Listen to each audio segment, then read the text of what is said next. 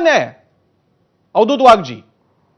सर्वप्रथम तुमच्या प्रश्नाला उत्तर द्यायच्या आधी आमचे मित्र विलास लवांदेजी यांनी सांगितलंय की सत्तारूढ पक्षाला माज आलाय.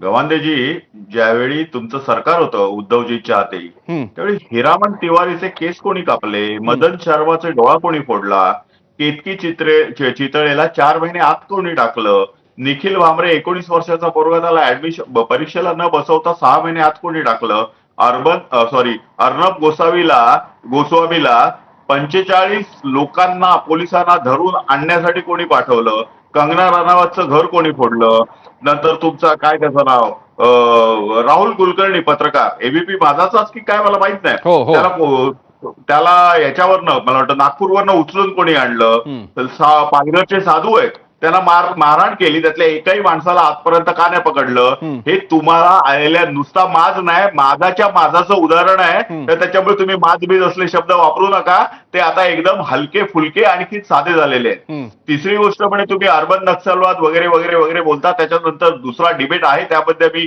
सविस्तर बोलीन. परंतु आज मला तर असा संशय येतो की भारतीय संसदेची, भारतीय न्याय व्यवस्थेची आणि भारतीय विधान म्हणजे ह्या लोकशाहीची थट्टा उडवण्यासाठी काही विरोधी पक्षामध्ये ज्यांनी या जनसुरक्षा विधेयकाला विरोध केला, अशा लोकांच्या पंखाखाली काही अर्बन नक्सलाईट घुसून हे विधान भवनाचं पावित्र्य हे अमंगल करत आहेत की काय, हे ते पावित्र्य नष्ट करत आहेत की काय, आणि त्यामुळे सर्वसामान्य माणसांची लोकशाहीवरील आणि मंदिरातील श्रद्धास्थानं डळमळीत करत आहेत की काय, असा मला संशय येतो. मी त्यामुळे ही झालेली जी काही मारामारी आहे ही अर्बन नक्षलवाद्यांचा डाव आहे आणि या डावामागे कोण आहे हे पण शोधून काढलं पाहिजे अशी मी सर्वांना विनंती करतो. गवांडेजी, आता अर्बन नक्षलचा मुद्दा आला, म्हणजे हा पूर्ण अनपेक्षित होता, पण आता विधिमंडळामधली मारामारी होण्यामागे अर्बन नक्षलचं प्लॅनिंग नवीन मुद्दा समोर आलाय आणि बोट तुमच्याकडे आहे.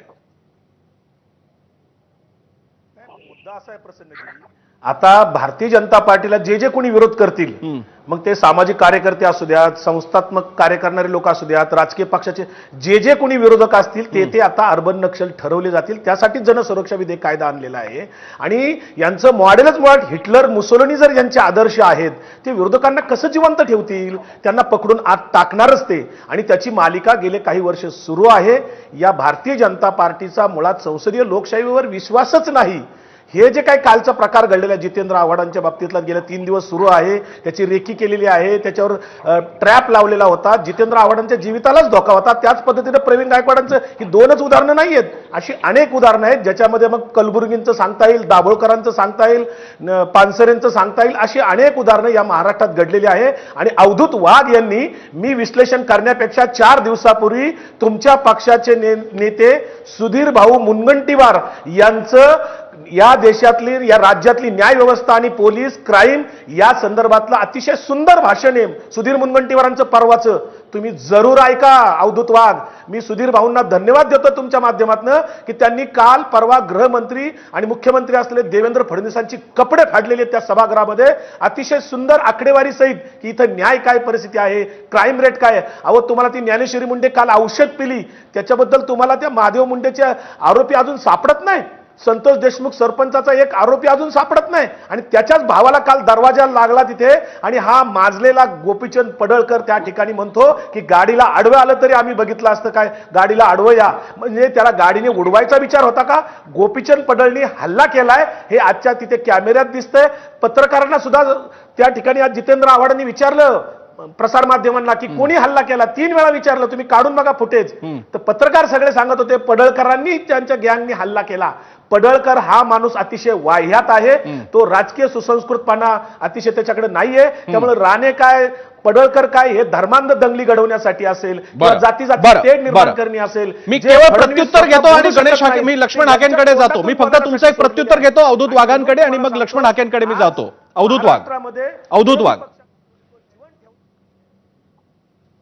एक मुद्दा आहे की त्यांनी दाभोळकरांपासून कलबुर्गींपर्यंत या गुन्ह्यांची उकल झाली नाही असं त्यांनी म्हटलेलं आहे. अहो, ते सोडा, पंडित जवाहरलाल नेहरू पंतप्रधान असताना आमचे राष्ट्रीय अध्यक्ष, जनसंघाचे संस्थापक आणि माजी केंद्रीय मंत्री, उद्योग मंत्री श्यामाप्रसाद मुखर्जी यांचा काश्मीरच्या जेलमध्ये जो खून झाला त्या खुनाची पण अजूनही उकल झालेली नाहीये. त्यामुळे असे मी अनेक तुम्ही दफन केलेल्या डेड बॉडीज काढीन, त्यावेळी तुम्हाला तोंड दाखवायला जागा उरणार नाही, एक लक्षात ठेवा. त्या फायली काढा ना. अहो त्या संपवल्या तुम्ही. तुम्ही त्या फायली संपवलेल्या आहेत. त्याच्यामुळे तुम्हाला अभ्यास करून यावा लागेल. कमलापती त्रिपाठींची फाईल तुम्ही संपवली. तुम्ही म्हणून तर आम्हाला आता Kashmir file, Kerala file, Calcutta file, Bengal file या सगळ्या फाईल काढाव्या लागतात आहेत. ज्या फाईल तुम्ही संपवल्या त्या फाईल आम्ही बाहेर काढल्या. आणि संजय गांधींची पण फाईल कधीतरी बाहेर येईल, त्यावेळी तुम्हाला कळेल संजय गांधींची फाईल. अवधूत वाघजी, मी तेवढ्या जुन्यात मी कोणाकडे जात नाहीये. दाभोलकर आणि या सगळ्यांच्या घटनांचा हा पूर्ण वेगळा विषय ठरेल. तुमचा आणखी कोणाचा श्यामाप्रसाद मुखर्जींचा असेल त्याच्याबद्दल काय